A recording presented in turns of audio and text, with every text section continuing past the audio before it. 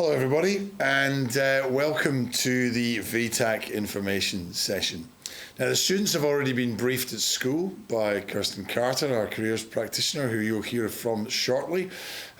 She's already briefed the students, but it's really important for parents to also, especially if you're the first timer, in the sense of you haven't had a son or daughter go through this process before, it's really important for you to hear this. And even if you've heard this, you've had a child go through a few years ago, there have been some quite significant changes that are worth hearing about.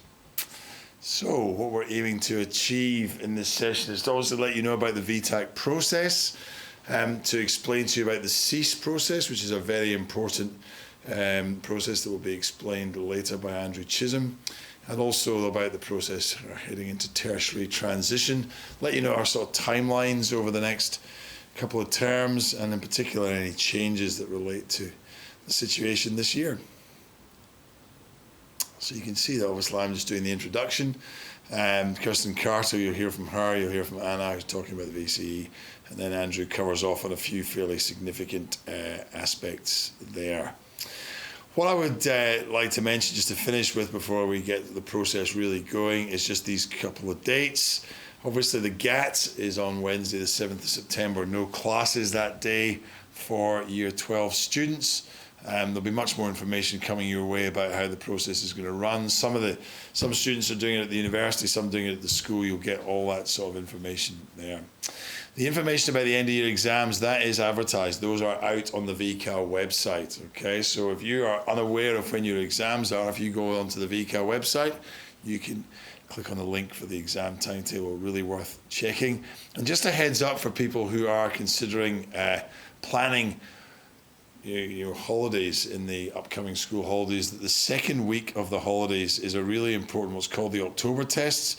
It's essentially practice exams. And for instance, I'm an English teacher, and I'll mention the fact that in mainstream English it is the only chance you get to sit the full 3-hour exam under exam conditions. So it's a really valuable experience that week. The final thing I'd like to mention, which isn't on the slide, please, parents, just as much as students, pay careful attention when Kirsten talks shortly about the process for setting up your VTAC account, but also the fact that you need to be selecting a course to do, but that can be changed in December, but you just need that to set the account up. And please also note, she talks about the cost, and until that's paid, the account is not valid, and VTAC annoyingly increased charges in October. So I'll show you on to that. Anyway, without any further ado, it gives me great pleasure to hand over to the Encyclopedia of Careers and Tertiary Studies, Kirsten Carter. Thank you. Enjoy the rest of the presentation.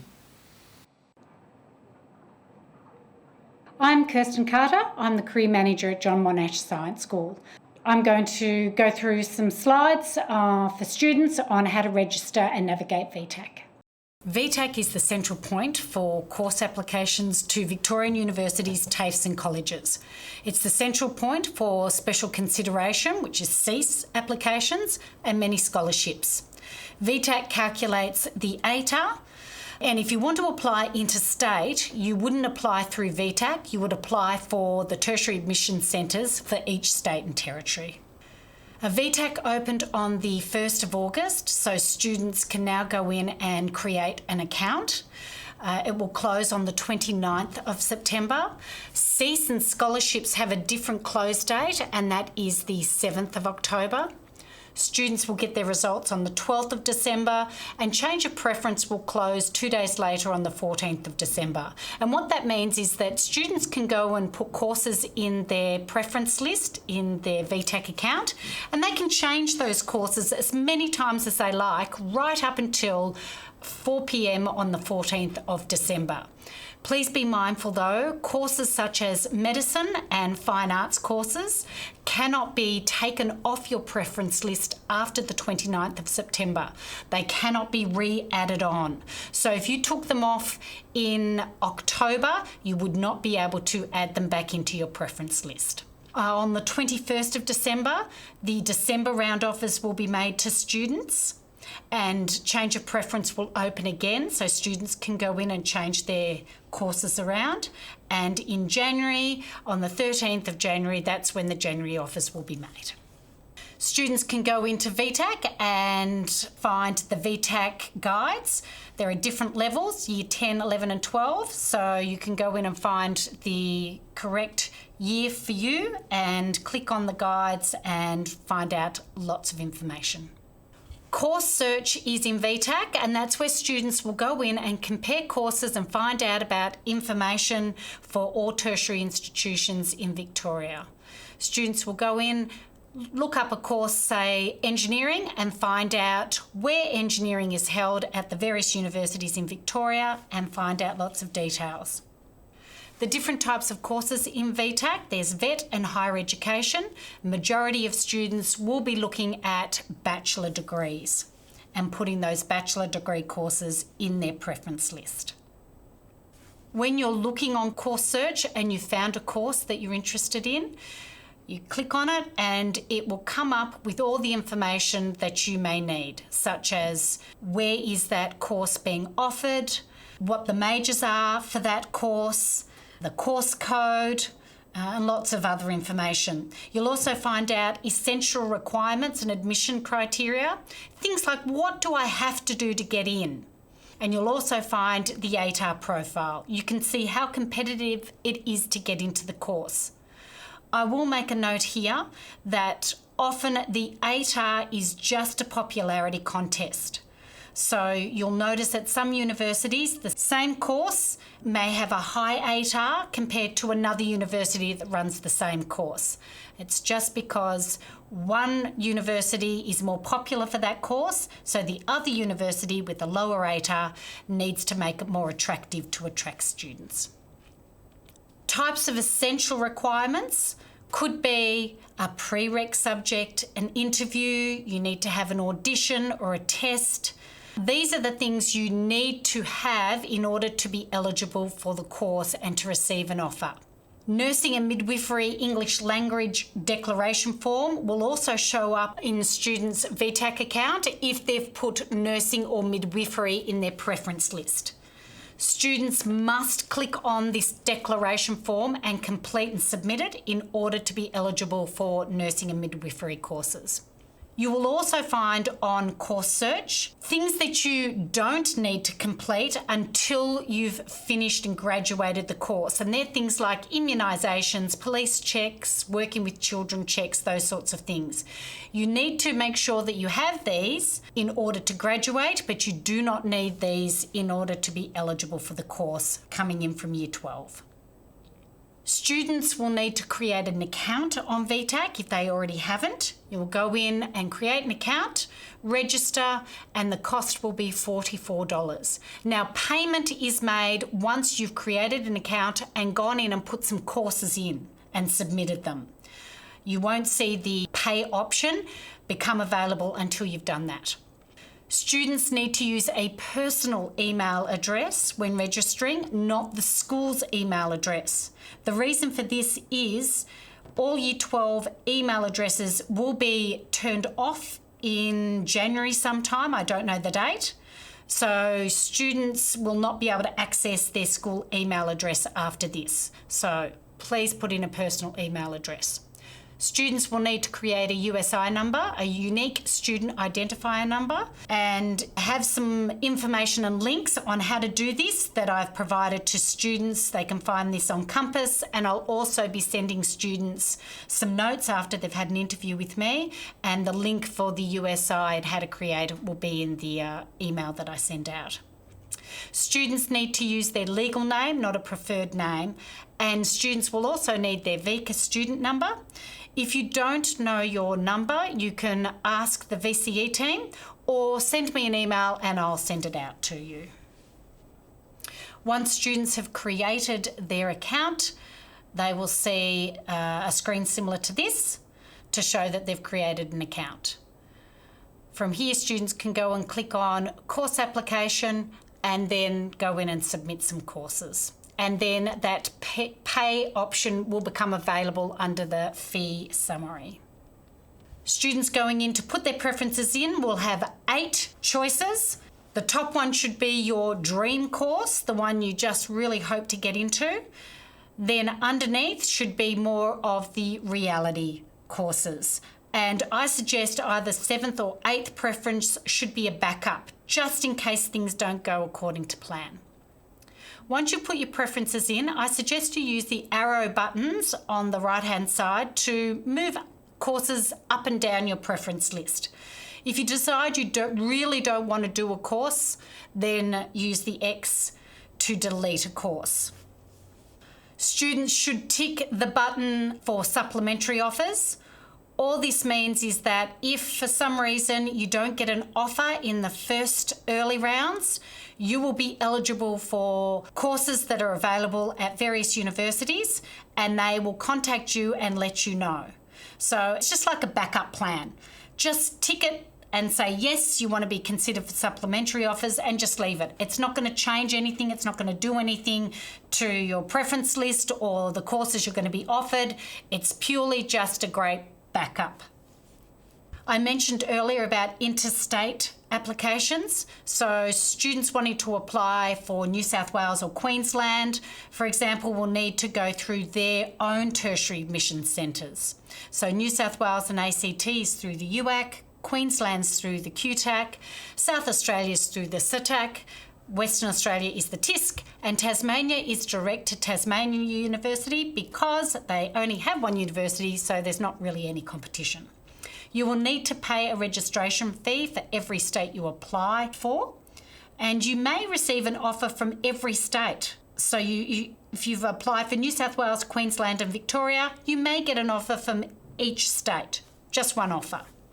So make sure you do your research. Students in Year 12 do not need to sit a STAT for Victorian courses.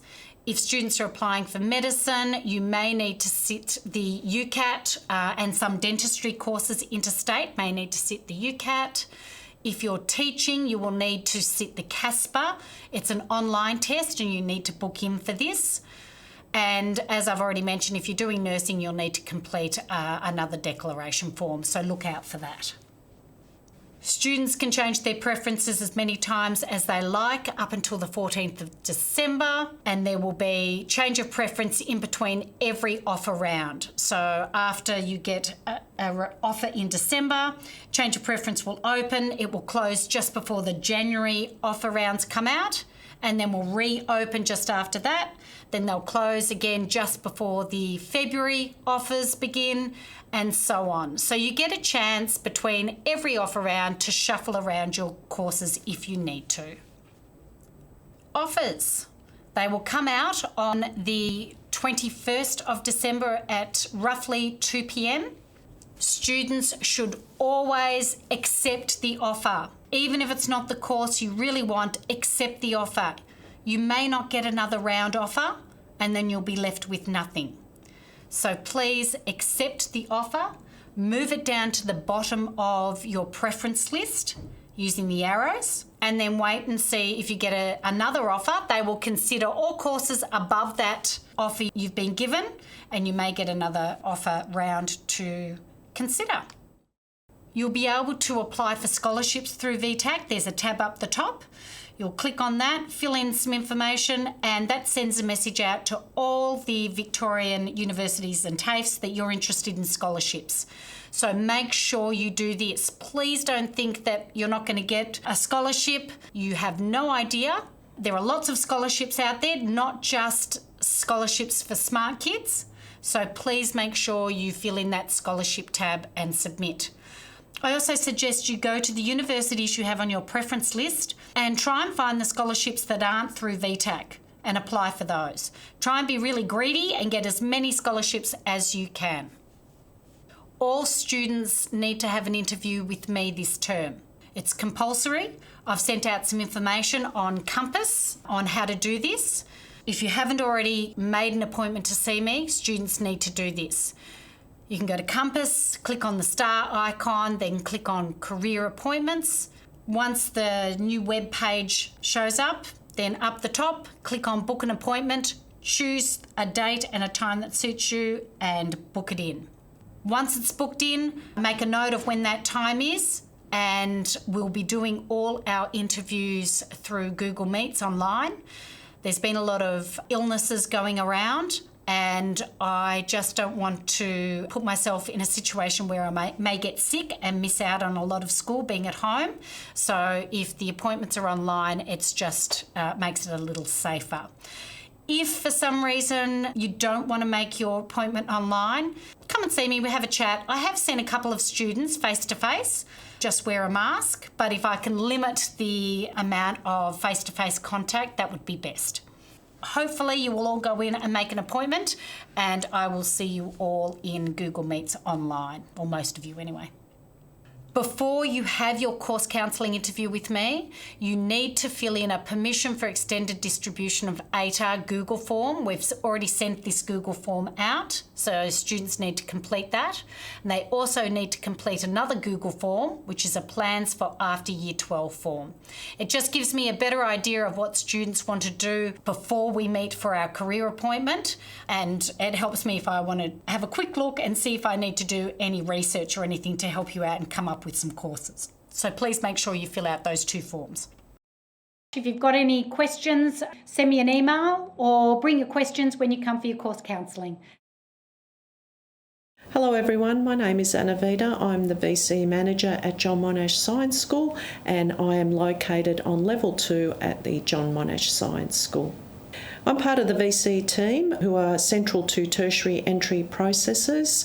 The team looks after the coordination of all aspects of tertiary entry, which is completed by our team.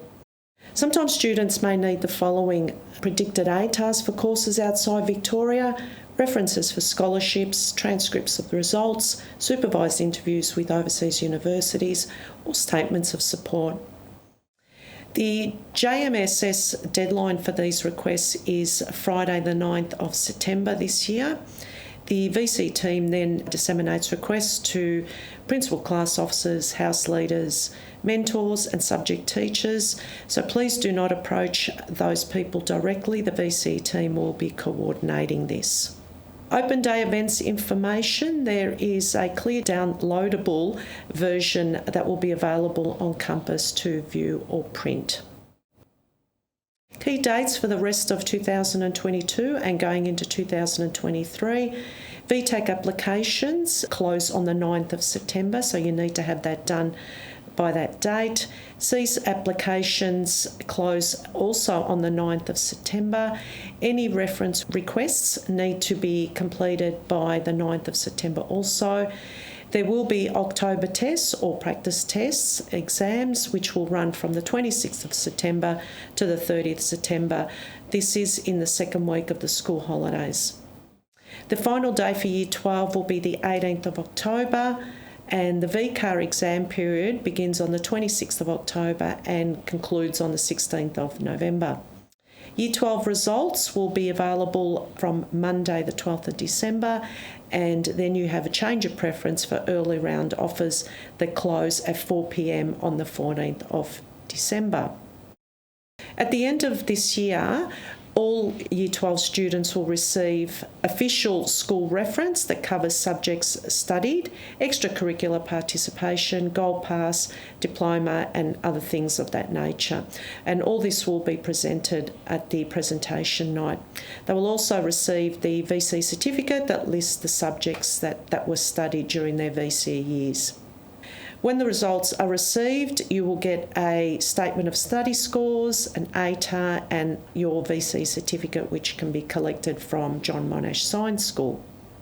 And finally, for students, you need to be realistic about your choices. You need to register for open days. Find out if you need to provide extra information, for example, predicted ATARs with your applications, and you need to adhere to deadlines in your choices. For parents, changing preferences should never be done by parents. It's done by the student themselves. The application process is the student's responsibility, and please contact the VC team for any clarifications or questions. And the VTAC web address is www.vtac.edu.au. Thank you for listening, and I wish you all the best in your course selections. Goodbye. Good evening everyone, and thanks for being part of tonight's presentation about navigating your way through VTAC. It is disappointing that we couldn't be in South 1 Lecture Theatre to do this face to face, but hopefully we'll get to see each other before the end of the year. It is an exciting time, students being able to pick courses, do their research and work out what the next part of the journey is, and at this point of the year, as I've just talked to the Year 12s, time is rapidly disappearing. Tonight I'm going to talk about and discuss the various mechanisms to put into place to ensure that all students wanting to go to tertiary education are treated fairly. So CEASE, or the Special Entry Access Scheme, is administered by VTAC. It's a really interesting process that is designed to relate the circumstances that might be beyond your control in your study of Year 12 and that have negatively affected your study to actually be included in making a fair playing field, so to speak. Each university takes the information, so if student X chooses to go to X university and study, say, engineering, then the information that you provide to VTAC will go straight to that university that you've put as one of your 8 preferences on your course selection sheet. All information is treated privately and it's not distributed to anybody. And the other thing I really want to say about CEASE is that each university will treat CEASE differently.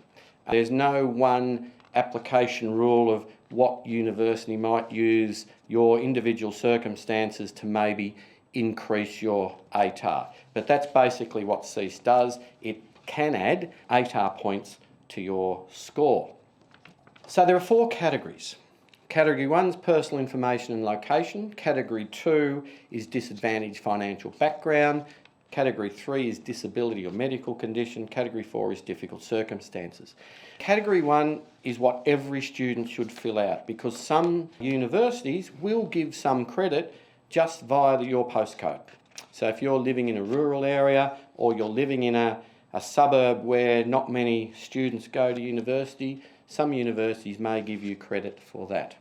The next slide shows some of the things that CEASE can do. So you'll see on this slide there are 6 students: Mel, Jerry, Victoria, Emma, AJ and Howie.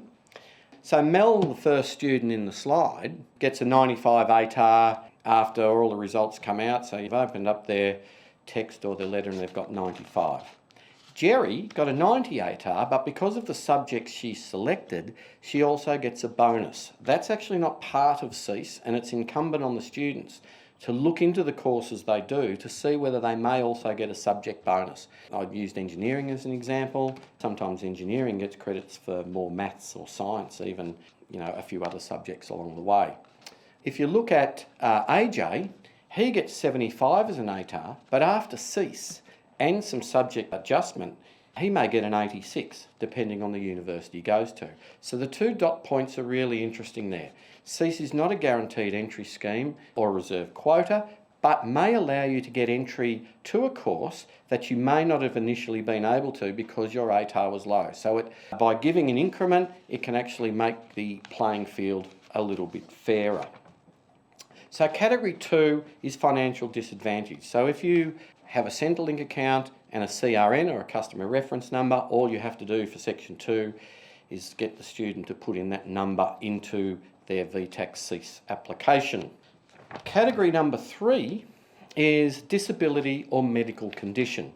So where a student might have a disability or a condition that's caused disadvantage over their last 2 years, and can I actually say the last 2 years, year 11 and 12, but if something's happened over the last 2 years in a medical situation, then the student writes an impact statement and then you have to get a statement of support from a medical professional.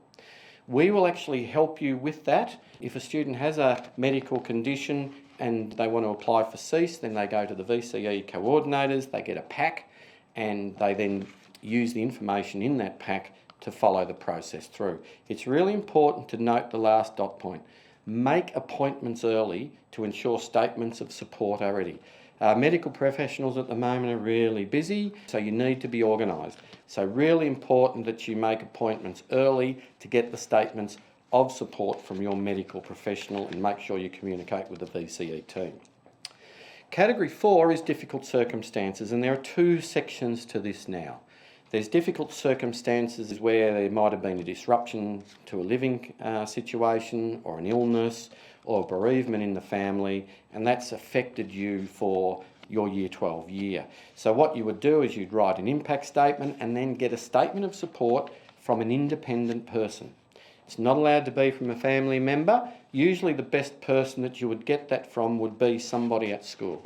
So we have told all Year 12 students to approach the VCE team if they're going to apply for this, so that they can A, help with the impact statement, and B, make sure that the statement of support is put to the best person at school to write that.